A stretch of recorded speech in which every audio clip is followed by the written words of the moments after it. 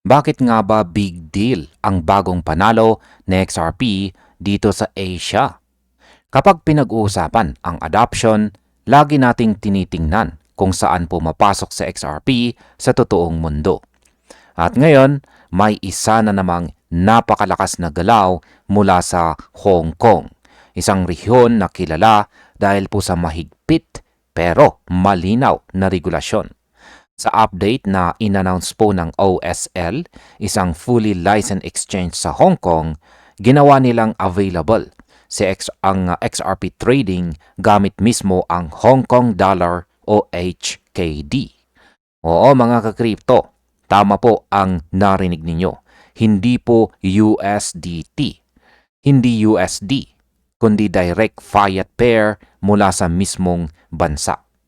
Kaya para po sa mga institutional investors, malaking bagay ito dahil binabawasan ang friction sa pagpasok at paglabas sa market.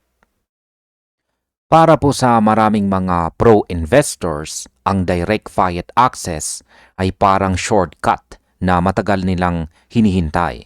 At bakit? Dahil dati, halos lahat ng mga exchanges sa Hong Kong ay nag-o-offer lamang ng XRP trading gamit po ang USDT. Isa na dyan ang Hashkey, licensed din pero walang HKD pair. Kapag wala pong direct pair, kailangan pa ng dalawang conversions at mas mataas po ang risk at saka fees. Pero dito sa bagong listing ng OSL, nagbukas ng mas direct, mas transparent at mas regulated na daan papunta kay XRP. Kaya ang ganito pong move or galaw ay nagpapakita na lumalawak po ang trust or pagtitiwala sa digital asset na ito. At ngayon ay ano naman ang aking masasabi tungkol dito? Yan, ang bagong XRP HKD pair ay hindi po simpleng listing. Isa po itong strategic positioning sa loob ng regulated Asian market. Yan, with Hong Kong pushing for clearer, malinaw na digital asset rules at OSL bilang ang OSL ay isa sa pinaka-credible na exchanges dito sa Hong Kong, lumalawak po ang stage kung saan pwedeng gumalaw sa XRP.